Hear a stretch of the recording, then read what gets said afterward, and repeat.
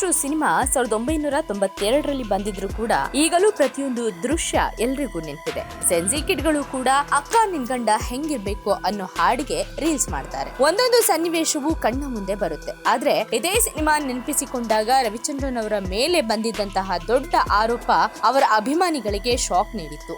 ಇದೀಗ ಆ ಆರೋಪಕ್ಕೆ ತೆರೆ ಬಿದ್ದಿದೆ ಅಂತಾನೆ ಹೇಳಬಹುದು. 1992ರಲ್ಲಿ ತೆರೆಕೊಂಡ ಕನ್ನಡದ ಸೂಪರ್ ಡೂಪರ್ ಹಿಟ್ ಸಿನಿಮಾ ಹಳ್ಳಿ ಮೇಷ್ಟ್ರು. ಈ ಚಿತ್ರದಲ್ಲಿ ನಾಯಕಿ ಪರಿಮಳ ಆಗಿ ನಟಿಸಿದವರು ಬಿಂದಿಯಾ ಅಲಿಯಾಸ್ ಫರ್ಹೀನ್ ಖಾನ್. ಹಳ್ಳಿ ಮೇಷ್ಟ್ರು ಸಿನಿಮಾದಲ್ಲಿ crazy star Ravichandran Bindiya combination ಸಿಕ್ಕಾಪಟ್ಟೆ ವರ್ಕ್ ಆಗಿತ್ತು. ತಮಿಳಿನ ಮುಂದಾನೈ ಮುಡಿಚು ಚಿತ್ರದ ರೀಮೇಕ್ ಆಗಿದ್ದ ಹಳ್ಳಿ ಮೇಷ್ಟ್ರು ಸ್ಯಾಂಡಲ್ವುಡ್ ನಲ್ಲಿ ಭರ್ಜರಿ ಕಲೆಕ್ಷನ್ ಅನ್ನ ಕೂಡ ಮಾಡಿತ್ತು. ನಟಿ ಫರ್ಹೀನ್ ಖಾನ್ ಚಿತ್ರರಂಗದಲ್ಲಿ ಬಿಂದಿಯಾ ಅಂತಾನೆ ಖ್ಯಾತಿ ಗಳಿಸಿದ್ರು. ನೋಡಲು ಕೊಂಚ ಮಾಧುರಿ ದೀಕ್ಷಿತ್ ರೀತಿ ಕಾಣಿಸ್ತಾ ಇದ್ದ ಕಾರಣ 30 ವರ್ಷಗಳ ಹಿಂದೆ ಕ್ರೇಜ್ ಸಂಪಾದನೆ ಮಾಡಿದ್ರು. ಜಾನ್ ತೇರೆ ನಾಮ್ ಚಿತ್ರದ ಮೂಲಕ ಆಕೆ ಚಿತ್ರರಂಗ ಪ್ರವೇಶ ಮಾಡಿದ್ರು. ಅದೇ ಸಮಯದಲ್ಲಿ ಹಳ್ಳಿ ಮೇಷ್ಟ್ರು ಚಿತ್ರಕ್ಕಾಗಿ ರವಿಚಂದ್ರನ್ ಅವರು ನಾಯಕಿಯ ಹುಡುಕಾಟ ನಡೆಸಿದ್ರು. ಮುಂಬೈಗೆ ಹೋದಾಗ ಬಿಂದಿಯಾ ಕಣ್ಣಿಗೆ ಬಿದ್ದಿದ್ರು. ಬಳಿಕ ಬಿಂದಿಯಾ ಕೂಡ ಹಳ್ಳಿ ಮೇಷ್ಟ್ರು ಸಿನಿಮಾದಲ್ಲಿ ನಟಿಸಿದ್ರು. ಇದಾದ ನಂತರ ರವಿಚಂದ್ರನ್ ವಿರುದ್ಧ ನಟಿ ಬಿಂದಿಯಾ ಗಂಭೀರ ಆರೋಪವನ್ನ ಮಾಡಿದ್ರು. ಮ್ಯಾಗಝಿನ್ ಒಂದಕ್ಕೆ ನೀಡಿದ ಸಂದರ್ಶನದಲ್ಲಿ ರವಿಚಂದ್ರನ್ ಅವರು ನನ್ನ ಮೇಲೆ ಅತ್ಯಾಚಾರಕ್ಕೆ ಯತ್ನಿಸಿದ್ರು ಅಂತ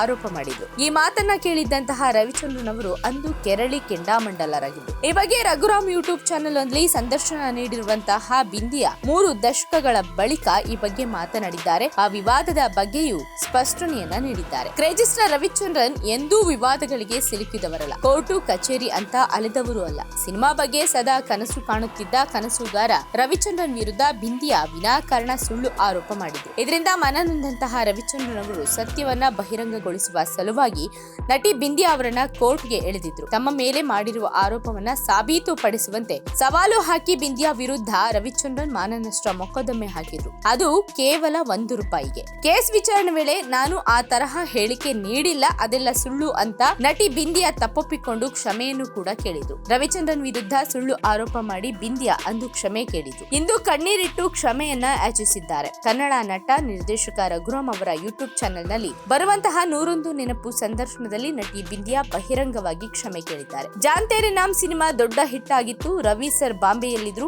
ಹಳ್ಳಿ ಮೇಷ್ಟ್ರು ಸಿನಿಮಾಗೆ ನಾಯಕಿಯ ಹುಡುಕಾಟ ನಡೆಸ್ತಾ ಇದ್ರು. ಕೆಲವು ನಟಿಯರನ್ನ ಅವರು ಭೇಟಿಯಾಗಿದ್ರು. ನನ್ನನ್ನ ಹೊಸಬಳು ಅಂತಾಲೆ ಟ್ರೀಟ್ ಮಾಡಿದ್ರು. ನಾನು ಏನೋ ಹೇಳಿದ್ದೆ, ಪತ್ರಕರ್ತೆ ಬರೆದಿದ್ದು ಇನ್ನೊಂದು. ಇದರಿಂದ ದೊಡ್ಡ ಕೇಸ್ ಆಯ್ತು. ಎಂಡಿಂಗ್ ಬ್ಯಾಡ್ ಆಗಿತ್ತು. ನಾನು ಹಾಗೆ ಹೇಳಿದ್ದೆ ಎಂಬ ಯಾವುದೇ ಸಾಕ್ಷಿಯೂ ಇರಲಿಲ್ಲ. ಮ್ಯಾಗಝಿನ್ ಅವರು ತಪ್ಪಾಗಿ ಬರೆದಿದ್ರು. ನನ್ನ ಹೇಳಿಕೆಯನ್ನ ಮ್ಯಾಗಝಿನ್ ಅವರು ತಿರುಚಿದ್ರು. ಇದರಿಂದ ರವಿ ಸರ್ಗೆ ಬಂದಂತಹ ಇಂಪ್ರೆಷನ್ ಸಹ ಕೆಟ್ಟದಾಗಿತ್ತು. ಇದು ನನ್ನ ತಪ್ಪು ಖಂಡಿತ ಅಲ್ಲ.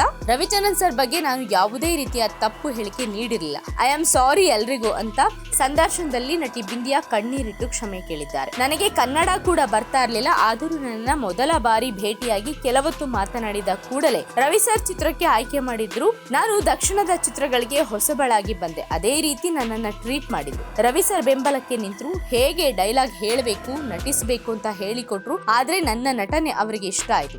ಕೊನೆಗೆ ಎಲ್ಲವೂ ಸರಿ ಹೋಗ್ಲಿಲ್ಲ. ಒಬ್ಬ ಪತ್ರಕರ್ತೆ ಮ್ಯಾಗಝಿನ್ ಅಲ್ಲಿ ಏನೋ ಬರೆದು ಬಿಟ್ಲು. ನಾನು ಏನೋ ಹೇಳ್ದೆ, ಅದು ಮತ್ತೇನೋ ಆಗಿ ಸುದ್ದಿ ಆಗ್ಬಿಟ್ಟು ದೂರು ದಾಖಲಾಯ್ತು. ಬಹಳ ಬೇಸರವಾಯ್ತು. ಆ ಮ್ಯಾಗಝಿನ್ ಪತ್ರಕರ್ತೆ ಮಾಡಿದ ತಪ್ಪಿಗೆ ಆ ವಿವಾದ ಭುಗಿಲೆದ್ದಿತ್ತು. ರವಿಚಂದ್ರನ್ ಅವರಿಗೆ ಹೃದಯಪೂರ್ವಕವಾಗಿ ಕ್ಷಮೆ ಕೇಳ್ತೀನಿ. ಅವರು ಅಷ್ಟು ದೊಡ್ಡ ಬ್ರೇಕ್ ಕೊಟ್ಟು, ಆದ್ರೆ ಆ ಮ್ಯಾಗಝಿನ್ ವರದಿಯಿಂದ ದೊಡ್ಡ ಕೇಸ್ ಆಯ್ತು. ಆ ರೀತಿ ಆಗಬಾರ್ದಿತ್ತು. ಇವತ್ತಿಗೂ ರವಿ ಸರ್ ಚಿತ್ರದಲ್ಲಿ ತಾಯಿ ಪಾತ್ರ, ಅಜ್ಜಿ ಪಾತ್ರ ಕೊಟ್ರೆ ನಟಿಸೋಕೆ ಸಿದ್ಧ.